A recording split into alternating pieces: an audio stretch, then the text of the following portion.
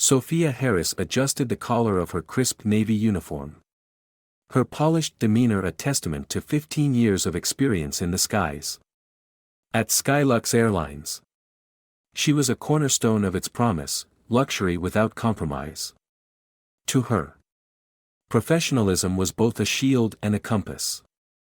She had learned to read passengers like an open book, a talent honed over years of observing hurried businessmen, frazzled families, and the occasional celebrity. This evening, as she stood at the gate of Flight 512 to Paris, her eyes swept over the passengers trickling through the boarding lanes. They were a mosaic of stories she would never hear. Faces she would forget by the time the plane landed. And yet, as she watched the Clarks step forward, David and Amara, accompanied by 2 young children, her gaze lingered. There was nothing ostentatious about them. David wore a tailored gray suit that suggested quiet affluence, while Amara's understated elegance was evident in the clean lines of her cream-colored dress. The children clung to their parents' sides, silent but watchful. Still, something about them set off a faint, unarticulated alarm in Sophia's mind. She glanced at their first-class boarding passes and, without realizing it, hesitated. A second longer than she usually would.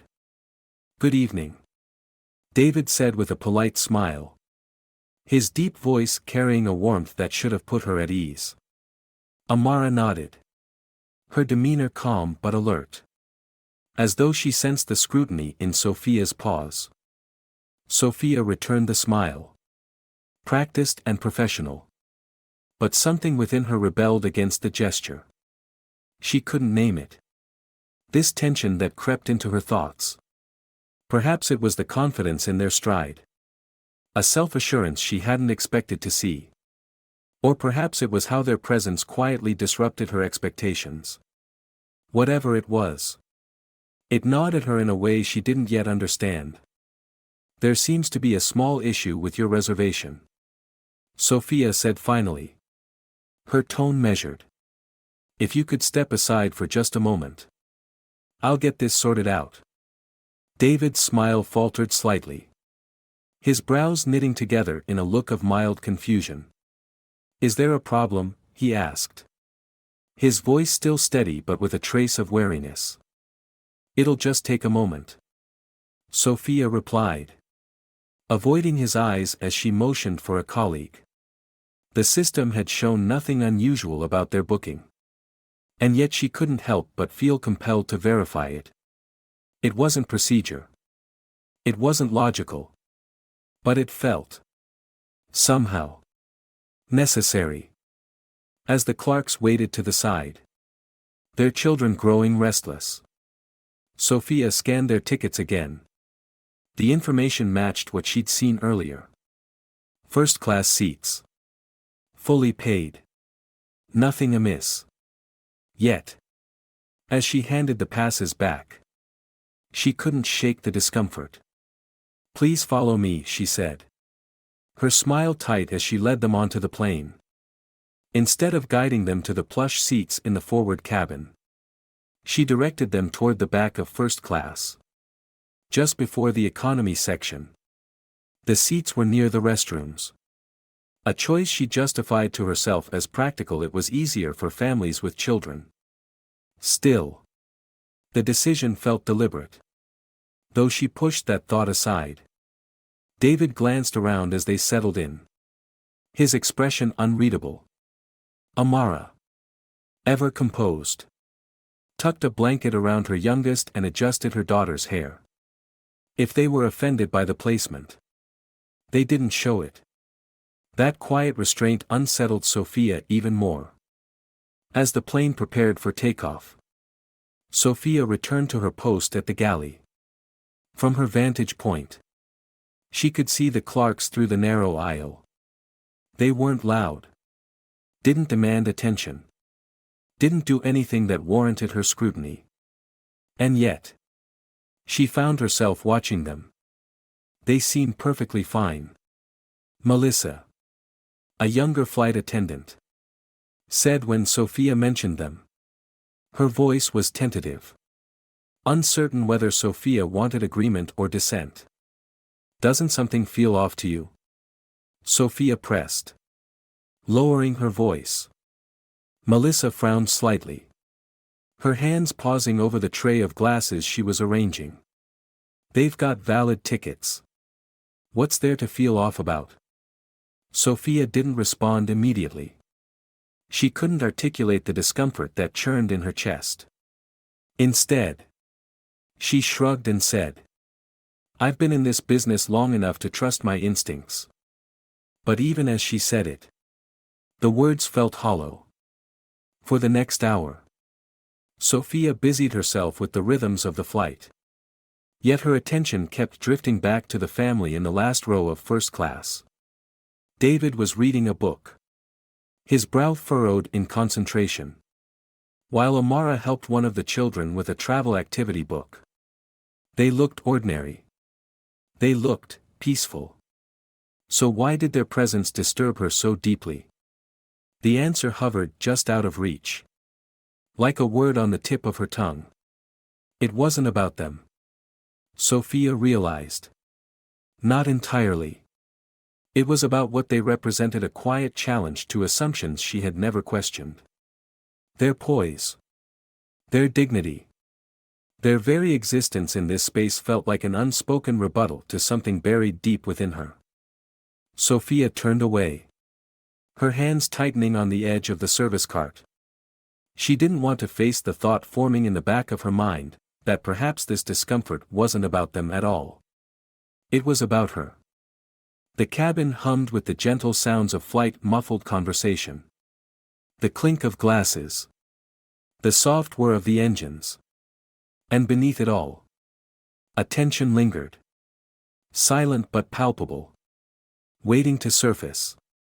The plane hummed steadily as it climbed above the clouds, the muted roar of the engines providing a background rhythm to the carefully orchestrated routine of flight. Sophia Harris moved through the aisle with practiced precision, offering polite smiles and the occasional nod to the passengers who caught her eye. Yet, her attention kept drifting toward the last row of first class. David Clark sat with his legs crossed, the spine of a leather-bound book resting lightly in his hands. His posture was unhurried, his movements deliberate. Beside him, Amara Clark leaned slightly forward, showing one of their children how to connect the pieces of a travel puzzle. It was a scene of quiet domesticity, unremarkable in every way. And yet it unsettled Sophia in a way she could not explain. She lingered in the galley, her fingers smoothing the edge of her apron as she prepared the drink service. Melissa, the junior flight attendant, was sorting through the cart, her enthusiasm for the job still evident in the way she adjusted each item with care. "They're a nice family," Melissa said suddenly, her voice soft but clear. She didn't look up from her task, but the comment felt pointed, like a challenge wrapped in casual observation. Sophia frowned slightly, her grip tightening on the handle of the cart. "You think so?" she asked, keeping her tone neutral. Melissa glanced up, her brows knitting together in mild confusion. "Yeah. They seem polite. Quiet. Why?" Sophia didn't respond right away. Instead, she moved to adjust a row of glasses, her movements deliberate. "It's just unusual," she said finally, her words measured. "First class doesn't come cheap. And families with young kids aren't exactly our typical passengers." Melissa straightened, a flicker of hesitation crossing her face. "Unusual doesn't mean suspicious," she said carefully. "People save for things like this. Right? Special occasions." Sophia nodded, but her agreement felt hollow. There was a part of her that didn't want to let go of the unease curling in her chest, even if she couldn't name its source.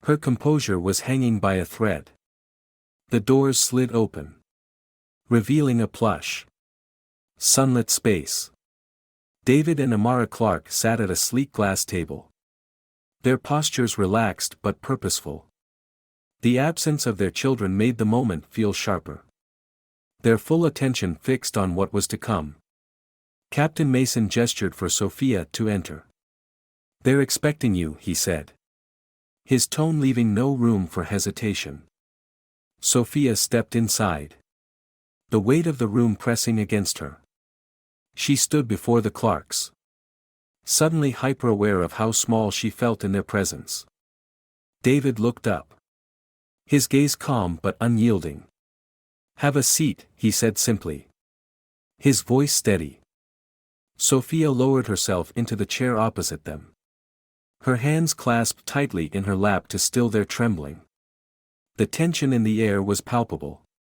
But it was not the sharp tension of anger. It was heavier, quieter, and far more piercing. Amara leaned forward slightly, her expression thoughtful but resolute. "Sophia. Isn't it?" she asked, her tone cool but polite. "Yes, ma'am," Sophia replied, her voice barely above a whisper. David exchanged a glance with Amara before speaking. "I'd like to ask you something," he said. "Why do you think we're here?" Sophia hesitated, her throat dry. She wanted to deflect, to shift the focus. But she knew there was no escape from the truth. "I understand there were issues during the flight," she said finally, the words dragging from her lips. David's expression didn't change, but his silence spoke volumes. Amara tilted her head slightly, her gaze unwavering. "Issues," she repeated softly. "That's one way to put it." Sophia felt the weight of their disappointment settle over her. Sharper than anger, heavier than words. For the first time, she truly understood the depth of what she had done and the cost it might carry. The VIP lounge was quiet, insulated from the bustle of the airport beyond its glass doors. The faint hum of distant conversation and the muted clink of cups on saucers created an air of calm. But the stillness inside felt anything but peaceful. Sophia Harris sat across from David and Amara Clark, her hands folded tightly in her lap. The weight of the moment pressed heavily on her chest. And for the first time in years, she felt truly exposed. David sat back in his chair, his posture relaxed but commanding. His gaze rested on Sophia, not harsh, not angry, but steady, as though he were waiting for her to see something she hadn't yet allowed herself to acknowledge. Amara sat upright, her expression calm but resolute, her fingers laced lightly together on the table. "Let's start simply," David said, his tone even. "What do you think happened on that flight?" Sophia hesitated, her throat dry. She wanted to offer a carefully worded response. Something measured, something professional. But under the weight of their silence, her usual composure faltered. "There were delays," she began, her voice soft, "and missteps in the service." She paused, searching for the right words. "If I may, I'd like to apologize for any inconvenience you experienced." Amara's gaze sharpened, though her tone remained quiet. "Inconvenience," she echoed, the word hanging in the air. She exchanged a glance with David before turning back to Sophia. "Do you believe this was about inconvenience?" Sophia looked down at her hands, the blush of humiliation creeping up her neck. "I didn't mean." "What did you mean?" David interrupted gently, leaning forward slightly. His voice carried no malice, only a quiet insistence. "Be honest with us, Sophia. Why do you think we're sitting here?" The question cut deeper than she expected. Sophia's first instinct was to deflect. To say that it had all been a misunderstanding. An overreaction. A mistake. But the weight of their presence. The calm intensity of their questions. Left no room for pretense. "I misjudged you," she said finally. The admission almost painful to speak. "I made assumptions. And those assumptions influenced how I treated you." Amara nodded slightly. Her expression thoughtful but unyielding. "And what were those assumptions?" she asked. Her voice steady but pointed. Sophia hesitated. The silence stretching between them. I assumed you didn't belong in first class," she said quietly. The words cutting into the stillness like a blade. Her voice wavered. But she forced herself to continue. "And I acted on that assumption." David's expression didn't change. But there was a weight in his gaze that made Sophia look away. "Do you know how often we hear that?" he asked. His tone calm but firm. "That we don't belong." Amara leaned forward slightly. Her voice soft but no less sharp. "Do you know how exhausting it is to carry yourself with dignity? Only to have it questioned at every turn. To work twice as hard to build a life. Only to be told implicitly. Explicitly that it's not enough." Sophia's chest tightened. She wanted to respond. To explain herself. But she knew there was no explanation that could undo the harm she had caused. She had spent years priding herself on her professionalism. Her ability to handle any situation with grace. And yet, in one flight, she had let her biases unravel everything. "This isn't just about us," David continued. His voice measured.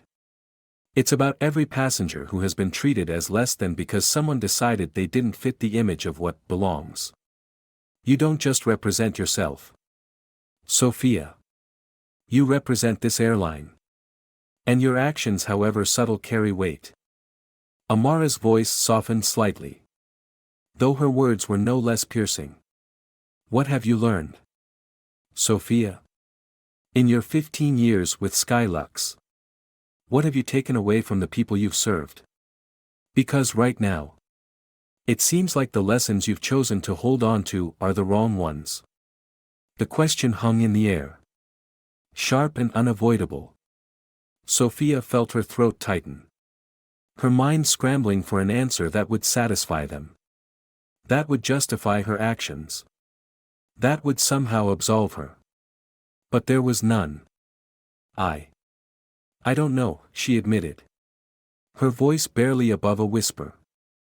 The words felt hollow. A reflection of the emptiness she felt within herself. For so long, she had believed she was better than this. Above this. And yet, here she was. Confronted with the undeniable truth of her actions. David leaned back in his chair. His gaze never leaving hers. "We're not here to humiliate you, Sophia," he said quietly. "This isn't about punishment. It's about accountability. And it's about ensuring that what happened today doesn't happen again to anyone." Sophia nodded slowly. The weight of their words sinking deep into her chest. "I understand," she said softly. "And I'm sorry. Truly." Amara tilted her head slightly. Studying Sophia for a long moment. "Sorry is a start," she said finally. "But it's not enough. What matters is what you choose to do with this. How you decide to move forward." Sophia swallowed hard. The enormity of their expectations pressing against her. She wanted to promise she would change. That she would learn. That she would become better. But even as the words formed in her mind, she hesitated. Change wasn't something that could be promised in a single moment. It was a process, one that would require more from her than she had ever given before. David stood, extending a hand toward her. His grip was firm. Steady. But there was no warmth in his gesture, only finality. "Good luck, Sophia," he said simply. "I hope you'll take this as an opportunity to grow." Amara rose as well, adjusting her coat with quiet grace. "What happens next is up to you," she said. "But know this, the world sees more than you think. And it remembers." As they left the lounge, Sophia remained seated, the silence of the room wrapping around her like a heavy cloak. For the first time, she felt the full weight of her actions, not just as mistakes, but as a reflection of who she had been. And for the first time, she wondered if she had the courage to become someone better. Sophia Harris sat alone in the small, glass-walled conference room at Skylux Airlines headquarters.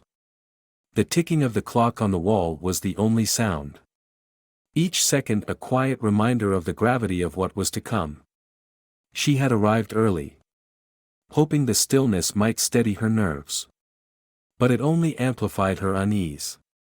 A folder lay on the table in front of her, containing the service records she had compiled over 15 years, a career she had once believed untouchable. Today, that belief felt fragile, like a glass sculpture perched precariously on a ledge. She had always seen herself as professional, composed, and capable. Yet, sitting here, waiting for the meeting to begin, she felt none of those things. The door opened, and two people entered: Evelyn Moore, a senior manager known for her no-nonsense approach, and a younger HR representative whose name Sophia didn't catch during their introduction. Evelyn carried a stack of papers, her expression neutral but firm, while the HR representative held a clipboard, avoiding Sophia's eyes. "Thank you for coming, Sophia," Evelyn began, gesturing for her to remain seated. She sat across the table, opening the folder in front of her. "We're here to discuss the incident on Flight 512 and its implications." Sophia nodded, her throat dry. She had rehearsed her responses, but now they felt flimsy, insufficient. She folded her hands tightly in her lap, hoping to mask the tremor in her fingers. Evelyn continued, her tone measured. "As you're aware, David and Amara Clark, passengers in first class on your flight, are also the majority stakeholders in Skylux Airlines. Their feedback carries significant weight, not only because of their position but because of the nature of their concerns." The HR representative glanced at Sophia before speaking. The Clarks described specific instances where they felt they were treated differently, less favorably than other passengers. These include delayed service, dismissive behavior, and, as they phrased it, a sense that they were judged before they spoke. Sophia flinched at the words, though she had expected them. They were a mirror she didn't want to look into, reflecting choices she couldn't undo. Evelyn leaned forward slightly, her gaze piercing. "Sophia, this isn't just about one flight. This is about what your actions represent, what they say about Skylux as a brand. We pride ourselves on offering a luxury experience to all our passengers. That means every guest should feel valued, no matter who they are." Sophia swallowed hard. "I understand," she said, her voice quiet. "I take full responsibility for my actions. I made assumptions about the Clarks, and I let those assumptions affect how I treated them. It was wrong." The HR representative jotted down a note. But Evelyn didn't soften. "Can you elaborate on those assumptions?" she asked, her tone direct. Sophia hesitated, feeling the weight of the room pressing against her. "I assumed they didn't belong in first class," she admitted, her voice trembling. "I let their appearance, their presence, challenge my expectations. And I acted on that bias."